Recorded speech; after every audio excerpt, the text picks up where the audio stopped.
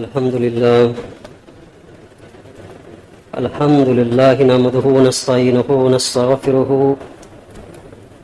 ونؤمن به ونتوكل عليه ونعوذ بالله من شرور أنفسنا ومن سيئات أعمالنا من يهد الله فلا مضل له ومن يضلل فلا هادي له وأشهد أن لا إله إلا الله وحده لا شريك له وأشهد أن محمدا عبده ورسوله أما بعد فإن خير الحديث كتاب الله وخير الهدي هدي محمد صلى الله عليه وسلم وشر الأمور محدثاتها وكل محدثة بدعة وكل بدعة ضلالة وكل ضلالة في النار.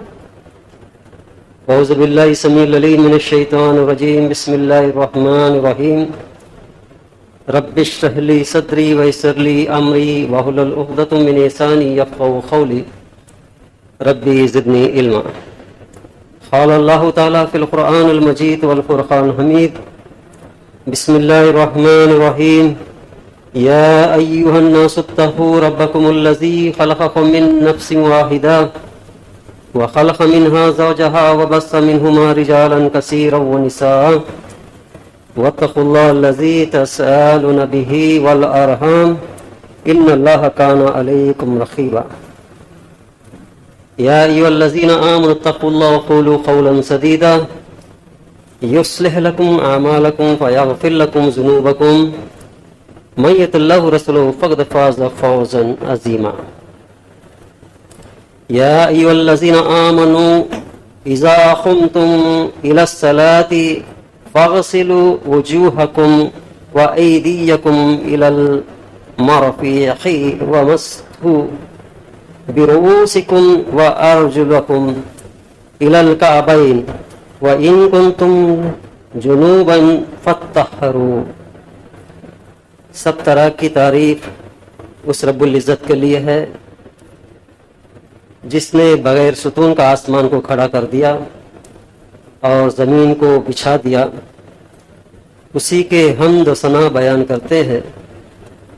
اسی نے ہمیں کھلاتا پلاتا ہے اور پالتا پوستا ہے. اسی کے قبضے میں سارے جہاں کا پالنے کا حق اور ذمہ داری لیا ہوا ہے. اسی نے اشرف المخلوقات انسان کو بنایا اور انسانوں کے رہنمائی کے لیے اپنے نبیوں کو معبود فرمایا ہے. سارے نبیوں پر اللہ سبحانہ وتعالیٰ کے سلامتی نازل ہو. خصوصیت کے ساتھ آخری نبی حضرت محمد صلی اللہ علیہ وسلم پر اللہ سبحانہ وتعالیٰ کے کروڑوں سلامت نازل ہو. برادران اسلام، آپ کے سامنے چند جمعے سے نماز نبوی کی چند باتیں آپ کے سامنے رکھتے ہوئے آیا ہوں کہ اس کے اندر جو آپ کے سامنے نماز کے بارے میں، نماز کی فرضیت، فضیلت اور اہمیت، یہ عنوانات ختم ہو چکے ہیں. انشاءاللہ آج آپ کے سامنے طہارت کا بیان رکھنے کی کوشش کروں گا. اللہ سبحانہ وتعالیٰ مجھے اور آپ کو قرآن اور حدیث کی روشنی میں باتوں کو سمجھنے اور عمل کرنے کی توفیق عطا فرمائے. آپ کے سامنے میں نے سورہ مائدہ کی 6ویں آیت تلاوت کیا ہوں. اس آیت طہارت کے متعلق اور غسل کے متعلق اور تیمم اور وضو، یہ چاروں چیزوں کے بارے میں اس میں درج کر دیا اللہ سبحانہ وتعالیٰ نے. اس کا ترجمہ سراسر یوں ہے: اے ایمان والو، جب نماز کو کھڑے ہو جاؤ تو اپنا ہاتھوں کو دھو لو اور کوہنیوں تک ہاتھ اور سر کو مسا کر لو اور گھٹنوں تک پاؤں کو دھو لو. اور اگر تمہیں نہانے کی حاجت ہو تو خوب صاف ستھرا ہو جاؤ. اور اگر تم بیمار یا سفر میں ہو جا یا تو تم میں کوئی قضائے حاجت سے آیا ہے تم نے اور تم عورتوں سے صحبت کی اور ان صورتوں میں پانی نہ پائے تو مٹی سے تیمم کر لو اور اپنے منہ اور ہاتھوں کو اس سے مسا کرو. اور اللہ نہیں چاہتا کہ تم پر کچھ تنگی رکھے، ہاں چاہتا ہے کہ تمہیں خوب ستھرا کرے اور اپنی نعمت پر تم پر پورا کر دے کہ تم احسان مانو. دیکھیے اس کے اندر میں اللہ سبحانہ وتعالی جب نماز کے لیے ہم جاتے ہیں تو وضو کرنے کا فرائض جو ہے اس کو بیان فرمایا ہے، اور باقی جو ہے سنتیں ہمیں حدیث نبی میں مل جاتی ہیں۔ اور اس کے بعد میں تمہیں نہانے کی حاجت ہو، یعنی غسل کا ضرورت پڑے یا ہم بستی کرے، تو ایسے حالات میں بھی غسل کرنے کا واجب قرار دیا ہے۔ اگر وضو کے لیے غسل کے لیے اگر پانی نہ ملے، ایسے حالت میں تیمم کا بھی حکم دیا گیا ہے۔ اور اللہ تعالی ہمیں بہت ہی آسان چاہتا ہے، تنگی نہیں چاہتا، یعنی پانی نہ ملے تو غسل کا جب ضرورت پڑے تو اس کا حال کیا ہوگا، اسی لیے اللہ تعالیٰ نے آسان کر دیا، مٹی سے تیمم کرنے کا حکم دیا ہے۔ آئیے اسی کے متعلق سے سورہ وَثِيَابَكَ فَطَهِّرْ سورہ مدثر کی آیت بھی ایک ہے، اور اپنے کپڑوں کو بھی پاک رکھا کرو، یعنی پاکی اسلام کے اندر میں بہت ہی اہم کردار رکھتا ہے۔ الطہر شطر الایمان، یعنی پاکی آدھا ایمان ہے۔ میرے بزرگ و عزیز دوستو، اسلام کے اندر پاکی کی بہت ہی مقام رکھتا ہے کہ آدھا ایمان قرار دیا ہے۔ اس سے یہ معلوم ہوتا ہے کہ پاکی کتنی ضروری چیز ہے، یعنی استنجا کرنے کے بعد میں پانی سے صفائی کرنا ہو، یا غسل کا ہو، یا نماز سے پہلے وضو کرنا ہو، وغیرہ وغیرہ، جتنے عورتوں کے جو مسائل رہتے یعنی حیض، نفاق وغیرہ وغیرہ، یہ سب حالتوں میں غسل کرنا اور وضو کرنا یہ سب واجبات ہے، ضروری چیز ہے۔ بغیر وضو کا نماز قبول نہیں ہوتا۔ اگر آدمی صاف ستھرا نہ ہو تو اس کی نماز قبول نہیں ہوتی، وہ پاک نہیں ہوتا۔ میرے بزرگ عزیز دوستو، قرآن مجید میں اللہ سبحانہ وتعالیٰ نے فرمایا کہ ہر چیز کو ہم نے پانی کی مقدار سے پیدا کیا ہے۔ غور کیجئے کہ پانی کا کتنا بڑا مقام ہے صاف ستھرے کے لیے۔ پانی صاف ستھرا کرتا ہے ہر چیز کو، اسی لیے ہمیں پڑھے لکھے لوگ اچھی طرح سے جانتے ہیں کہ انسان کے جو بدن میں زیادہ سے زیادہ مقدار پانی پہ رہی ہے، ہر چیز پانی کے اوپر میں رہا ہے، اسی لیے پانی کا بہت ہی اہتمام کرنی چاہیے۔ بہت سے لوگ کو دیکھا جاتا ہے کہ پانی کی قدرت نہ جانتے ہوئے فضول پانی پھینک دیتے ہیں، ایسا نہیں ہونی چاہیے، کیونکہ اس کا ایک مقام ہے اسلام کے اندر۔ پانی بھی مختصر سا استعمال کرنی چاہیے، جیسے کہ اللہ کے نبی صلی اللہ علیہ وسلم کے بارے میں آتا ہے کہ غسل کرنے کے لیے اتنا پانی استعمال کیا کرتے تھے اور وضو کے لیے اتنا پانی استعمال کیا کرتے تھے۔ تو ان حدیثوں سے بات یہ معلوم ہوتی ہے کہ پانی اسلام کے اندر میں بہت ہی بڑی اہمیت کردار رکھتی ہے، کہ اللہ تعالیٰ دیے ہوئے نعمتوں میں سے بہترین اچھی نعمت جو ہے پانی ہے، اس کی قدر کرنی چاہیے۔ بہت سے لوگ اس کو بے قدری کرتے ہیں، زیادہ سے زیادہ بیکار کر دیتے ہیں پانی کو۔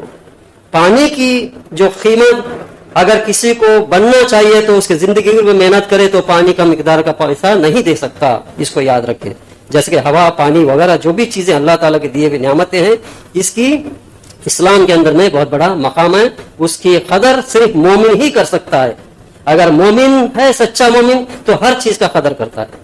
تو میرے بزرگ عزیز دوستو، یہ پانی کی چند باتیں ہیں۔ تو آئیے اللہ کے نبی صلی اللہ علیہ وسلم کہ یہ جو صاف ستھرے کے بارے میں، طہارت کے بارے میں کیسے کیسے فرمودار بتائے ہیں۔ پانی کے احکام: نماز کے لیے وضو شرط ہے، وضو کے بغیر نماز قبول نہیں ہوتی۔ اسی طرح وضو کے لیے پانی کا بھی ہونا شرط ہے۔ اگر جہاں پر پانی نہ ملے، ایسے وقت پر صاف مٹی پر تیمم کرنے کا حکم دیا اللہ سبحانہ وتعالیٰ نے، جیسے کہ آپ کے سامنے میں نے آیت کریمہ سورہ مائدہ کی 6ویں آیت آپ کے سامنے رکھا ہوں۔ پانی پاک ہے اور اس میں دوسرے چیزوں کو پاک کرنے کی صلاحیت رکھتی ہے۔ پانی جو ہے پاک ہے، صاف ہے، دوسری چیزوں کو بھی پاک کرنے کی صلاحیت رکھتی ہے، اسے کوئی چیز ناپاک نہیں کر سکتی۔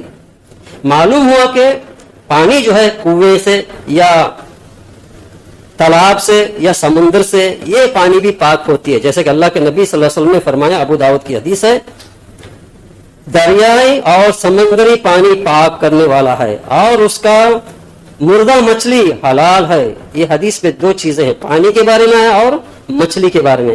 بہت سے لوگ سوال کرتے ہیں کہ جانور کو آپ ذبح کرتے ہیں بسم اللہ اکبر، تو مچھلی کو کیوں نہیں کرتے؟ یہ اللہ کے نبی صلی اللہ علیہ وسلم کے حدیث سے معلوم ہوا کہ سمندر کا مردار مچھلی ہمارے لیے حلال ہے، اسے کوئی ذبح کرنے کی ضرورت نہیں ہے۔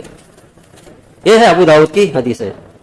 اور آگے نبی کریم صلی اللہ علیہ وسلم نے فرمایا کہ کھڑے ہوئے یعنی ایک جگہ رہنے والے پانی میں پیشاب کرنا اور غسل اس پانی سے کرنے کو منع فرمایا ہے.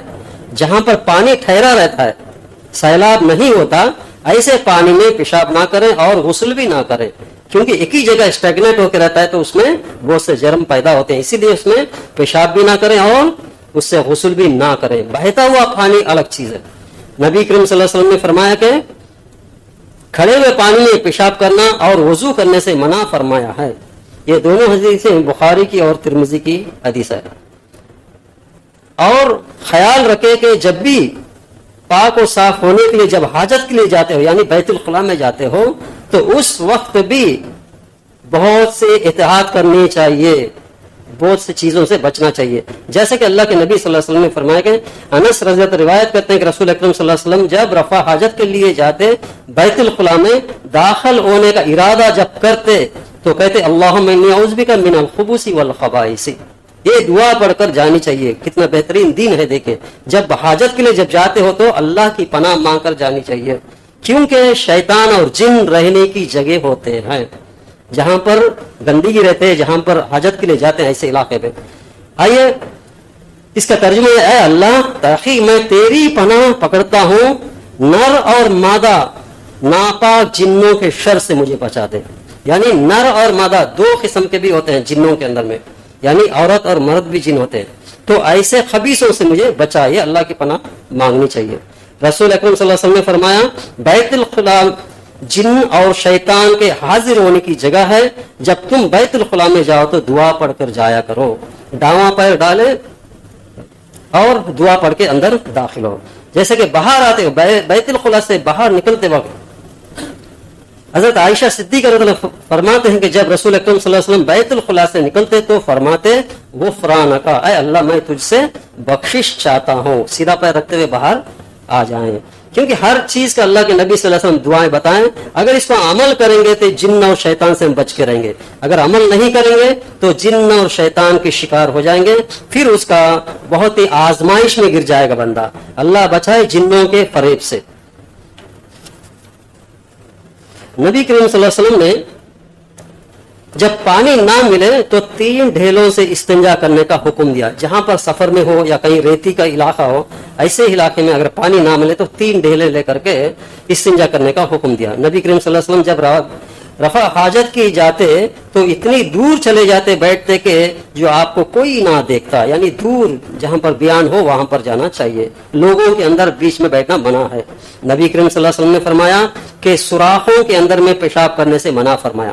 جیسا کہ بہت سے لوگ کرتے چیمٹی وغیرہ جو بھی سوراخ رہتے سانپ کے وغیرہ، اس میں پیشاب کرنے سے اللہ کے نبی صلی اللہ علیہ وسلم منع فرمایا. حضرت عبداللہ بن عمر رضی اللہ عنہ فرماتے ہیں کہ رسول اکرم صلی اللہ علیہ وسلم پیشاب کرتے تھے تو ایک آدمی نے آپ صلی اللہ علیہ وسلم کو سلام کیا مگر آپ نے اس کا جواب نہ دیا. اگر کسی نے ہم حاجت میں ہے تو کسی نے سلام کیا تو اس کا جواب نہ دے. اس حدیث سے ہمیں معلوم ہوتی ہے، یہ جو ہے مسلم شریف کی حدیث ہے. اور جس شخص کو رفع حاجت کی طلب ہو تو پہلے وہ حاجت سے فارغت ہو جائے پھر وہ نماز پڑھے. یعنی ضرورت ہو تو اس کو پہلے کر لینی چاہیے، کیونکہ اس کے بعد میں ہی نماز پڑھنی چاہیے. جیسا کہ نبی کریم صلی اللہ علیہ وسلم نے فرمایا جب کھانا موجود ہو یا پاخانہ و پیشاب کی حاجت شدید ہو تو نماز نہیں ہوتی، نہیں پڑھنی چاہیے. یعنی کھانے کا وقت ہو یا کھانا رکھا ہوا ہے کہ وہاں پر اذان ہو گیا یا اقامت ہو رہا ہے تو پہلے کھانا کھا لے، پھر بعد میں جا کے جتنی رکعت میں لے اتنی نماز پڑھ لے. ایسے ہی اگر کسی کو حاجت ہے پیشاب پاخانہ وغیرہ کا تو پہلے اس سے فارغ ہو جائے، اس کے بعد ہی نماز پڑھے. اس کو روکنے کی کوشش نہ کرے، یہ سنت کے خلاف ہے. حضرت ابن عباس سے روایت کرتے ہیں کہ رسول اکرم صلی اللہ علیہ وسلم نے ایک لمبی حدیث ہے، 2 قبروں کے پاس سے گزر رہے تھے. فرمایا کہ ان دونوں قبروں کو عذاب ہو رہا ہے اور باعث عذاب کوئی بڑی چیز نہیں. ان دونوں میں سے ایک پیشاب سے نہیں بچتا تھا اور دوسرا چغل خوری تھا. میرے بزرگ عزیز دوستو، یہ بخاری کی حدیث ہے کہ اللہ کے نبی صلی اللہ علیہ وسلم جا رہے تھے قبرستان کے قریب سے تو اللہ کے نبی صلی اللہ علیہ وسلم نے فرما دی کہ ایسے ایسے ہو رہا ہے. اس حدیث سے معلوم ہوا کہ پیشاب کے چھینٹوں سے سخت پرہیز کرنا چاہیے. وہ لوگ جو پیشاب کرتے وقت چھینٹوں سے پرہیز نہیں کرتے، اپنے کپڑوں کو نہیں بچاتے، پیشاب کر کے پانی کے عدم موجود ہونے کے باوجود بھی صفائی نہیں کرتے، ایسے لوگوں کو ڈرنا چاہیے کہ ان کو खबर के अजाब से, क्योंकि ये जो है अल्लाह के नबी सल्लल्लाहु अलैहि वसल्लम को बताया गया है। यहाँ पर एक बात आपके सामने वाज़ेह कर देता हूँ कि लोग कहते हैं कि जब आप सल्लल्लाहु अलैहि वसल्लम को ये बात मालूम हो गई तो गैब का इल्म जानते हैं, इसीलिए तो मालूम हुआ। इसके बारे में वाज़ेह है, गैब की ये खबर आप सल्लल्लाहु अलैहि वसल्लम को अल्लाह की तरफ से बज़रिया वही मिली थी। इससे ये लाजिम नहीं आता कि आपको हर इंसान के दुनियावी और बरज़खी हालात का मफ़हूम इल्म अता किया हो, ये नहीं है। क्योंकि वक्त पर वक्तन अल्लाह के नबी सल्लल्लाहु अलैहि वसल्लम को जो भी बात बताई जाती थी तो लोगों के सामने वो रख दिया करते थे। उसका मतलब ये नहीं कि गैब का इल्म जानते हैं। अल्लाह ताला ही बेहतर जानता है कि वो बड़े होते या अच्छे अमाल करते हैं, बुरे अमाल करते हैं, जो पैदा होने वाला, ये सब कुछ गैब की इल्म है। ये सिर्फ अल्लाह ताला को ही मालूम है और किसी को नहीं मालूम है। जबकि नबी करीम सल्लल्लाहु अलैहि वसल्लम को सिर्फ वही खबर जानते हैं जो अल्लाह ताला आपको बता देता है। ये नुक्ते नजर रखनी चाहिए। और आइए, लबाबा बिनते हारिसा रिवायत करती है कि हसन बिन अली हसन रज़ी अल्लाह अन्हु रसूल अकरम सल्लल्लाहु अलैहि वसल्लम के गोद में पेशाब कर दिया था, जो अभी शेरखोर नहीं थे, यानी खाना वाना नहीं खाते थे, सिर्फ दूध पिया करते थे। मैंने अर्ज किया कि कोई और कपड़ा पहन ले और तोहबंद मुझे दे दें ताकि उसे धो दूं। तो आप सल्लल्लाहु अलैहि वसल्लम ने फरमाया, लड़की का पेशाब धोया जाता है। जब लड़की दूध पीने वाली लड़की बच्ची होती है, लड़की, उसका पेशाब अगर गिर गया, डाल दी गई, तो उस कपड़े को धोया जाता है और लड़के के पेशाब पर छींटे मार दिए जाते हैं। जब दूध पीने वाले लड़का जब पेशाब डाल देता है तो वहां पर पानी से छिटकार के सफा कर ले सकते हैं, लेकिन जब लड़की पेशाब करती है तो उसको धोना चाहिए। ये जो बात है ये 1400 साल पहले अल्लाह के नबी सल्लल्लाहु अलैहि वसल्लम ने बता दिए।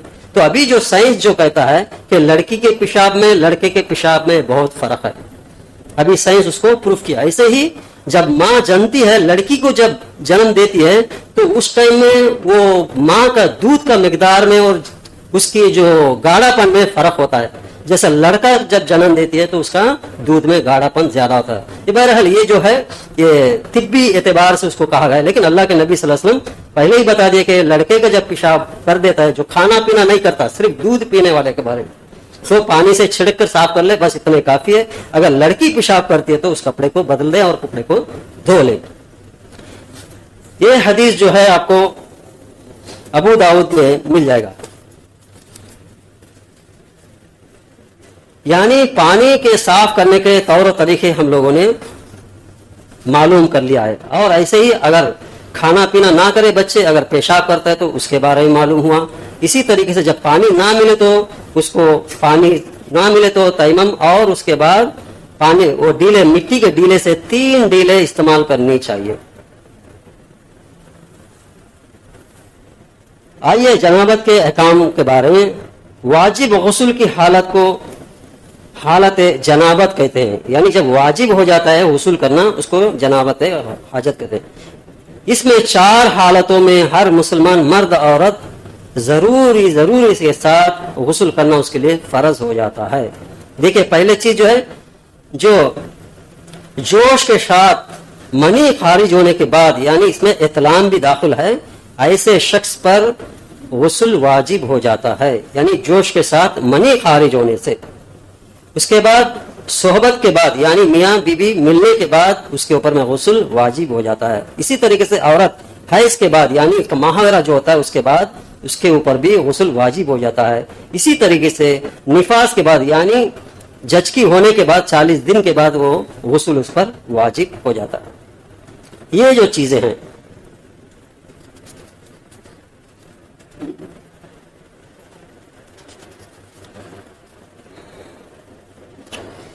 हज़रत मुक़दार नबी करीम सल्लल्लाहु अलैहि वसल्लम ने पूछा, यानी एक सहाबी आप सल्लल्लाहु अलैहि वसल्लम से पूछा, आपने फरमाया मज़ी के खारिज होने पर गुस्ल वाजिब नहीं होता तो सिर्फ वजू करना चाहिए। अल्लाह के नबी सल्लल्लाहु अलैहि वसल्लम ने फरमाया, यानी जब मज़ी आता है तो उसके ऊपर में वाजिब नहीं होता। इसके बारे में क्या है, नबी करीम सल्लल्लाहु अलैहि वसल्लम ने फरमाया, अगर मज़ी खारिज हो तो जिक्र तनासिल को धो लो और वजू कर लो। और फरमाया, और कपड़े पर جہاں مزی لگی ہو ایک چلو پانی لے کر چھڑک لینا کافی ہوگا. اب آئیے کیا چیز ہے مزی، منی اور ودی کیا چیز ہے، اس میں کیا فرق ہے. بہت سے لوگوں کو، نوجوانوں کو اس باتوں کا علم نہ ہونے کی وجہ سے کب غسل کرنا ہے کب نہیں کرنا ہے یہ معلوم نہیں ہوتی. لیکن اللہ کے نبی صلی اللہ علیہ وسلم ہر چھوٹی چھوٹی بات کو بھی کھول کھول کر کے بتا دیا. یہ ہمیں بہت بڑے نصیب والے ہیں، کیونکہ صاف ستھرے کے اندر میں بھی بہت ضروری چیز ہے، کیونکہ آدھا ایمان جو ہے پاک ہونے کے لیے کہا گیا. اس میں کیا ہے مزی. مزی کس کو کہتے ہیں؟ اسے چپکتے ہوئے لیس دار پانی کو کہتے ہیں. مزی جس کو کہتے ہیں چپکتے ہوئے پانی کے جیسا ہوتا ہے اس کو، جو شہود کے وقت ذکر کے سر پر نمودار ہوتا ہے، پانی کے جیسا آتا ہے. اس کے اوپر میں غسل واجب نہیں ہے. منی آذو مخصوص سے لذت اور جوش کے ساتھ خارج ہوتا ہے اور سفید مادہ ہوتا ہے جس سے انسان پیدا ہوتا ہے، اور اس کے خروج سے آدمی پر غسل واجب ہو جاتا ہے. یعنی مزی پر نہیں، منی جب آتا ہے تو گاڑھا چکنا سا ہوتا ہے، اسی سے اللہ تعالیٰ نے پیدا کرتا ہے کسی کو، تو وہ جو خارج ہوتا ہے اس وقت میں وہ غسل واجب ہو جاتا ہے اس کے اوپر. آئیے ودی کیا چیز ہے؟ وہ گاڑھا سا سفید پانی جو پیشاب سے قبل یا بعد خارج ہوتا ہے، اس کے نکلنے پر غسل کرنا واجب نہیں ہے. یعنی پیشاب سے پہلے یا پیشاب کرنے کے بعد کہیں تھوڑا سا سفید یا پانی کے جیسا آتا ہے، اس پر غسل واجب نہیں ہے، اس کو دھو لیں اور وضو کر لیں. اسی طریقے سے مزی جب آتا ہے جب بھی دھو لے اور وضو کر لے. اگر منی خارج ہوتا ہے جو گاڑھا چکنا پن ہوتا ہے اور اس میں جرمز بھی زیادہ ہوتے ہیں، اگر ایسا منی ہوتا ہے تو اس کے اوپر میں غسل واجب ہو جاتا ہے. تو منی کے بارے میں عورتوں میں بھی احتلام ہوتا ہے، وہ بھی غسل اس کے لیے بھی واجب ہو جاتی ہے. یہ ہے تین چیزیں، یعنی منی، مزی، ودی کے بارے میں.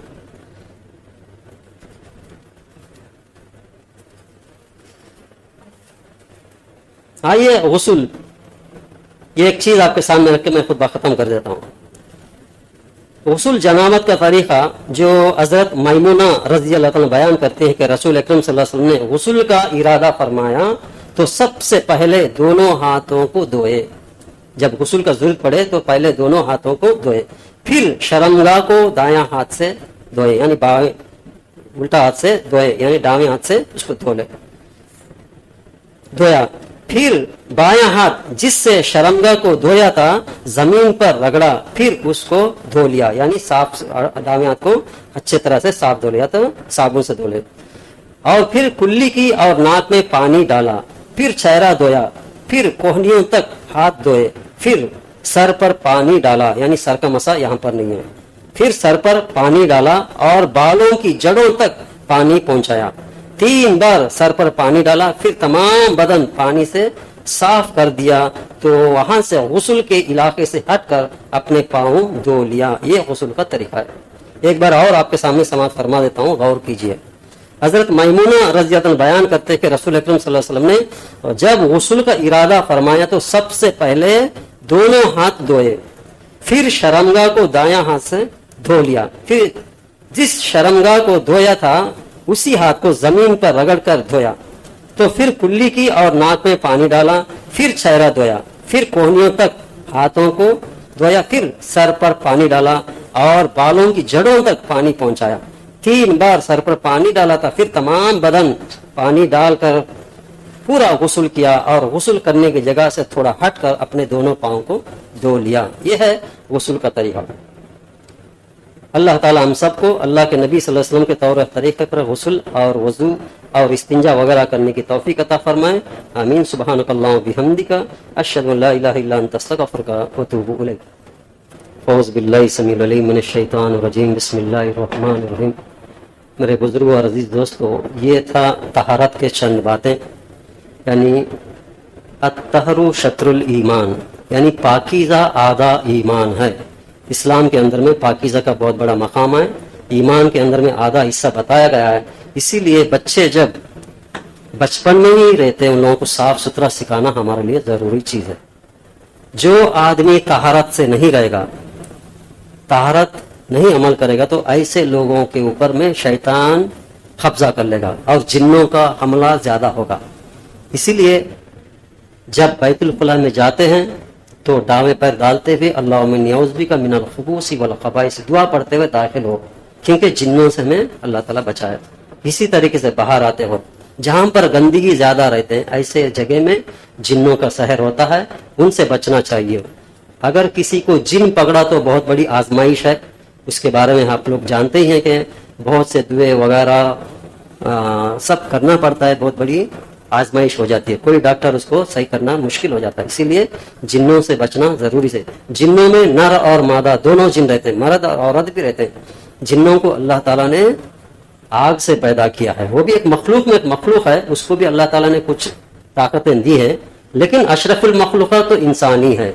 जिन को भी इंसान कंट्रोल कर सकता है, लेकिन उसका पाबंदी हो, साफ सुथरा हो और अमली किया हुआ हो। कुरान हदीस की रोशनी में अगर अमल करेगा तो वो जिन्नों को दूर भी कर सकता है। बहरहाल कहने के मकसद है कि साफ सुथरा रहना इस्लाम सिखाता है। ये साफ सुथरा जो है बदन की भी साफ सुथरा है और कपड़ों की भी साफ सुथरा है। जहां पर नमाज पढ़ते, जहां पर इबादत करते, उसका भी पाक होना जरूरी चीज है।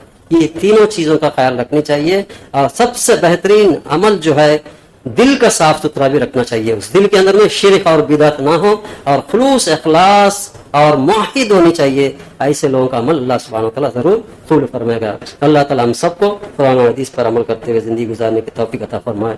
आमीन। इन्नल्लाहु मलाइकतहु युसल्लून नबी या अय्युहल्लज़ीना आमनू सल्लु अलैहि व सल्लिमू तस्लीमा। अल्लाहुम्मा सल्लि अला मुहम्मद व अला आलि मुहम्मद कमा सल्लैता अला इब्राहीम व अला आलि इब्राहीम इन्नका हमीदुम मजीद। अल्लाहुम्मा बारिक अला मुहम्मद व अला आलि मुहम्मद कमा बारकता अला इब्राहीम व अला आलि इब्राहीम इन्नका हमीदुम मजीद। आमीन। इबादुल्लाह रहमतुल्लाह।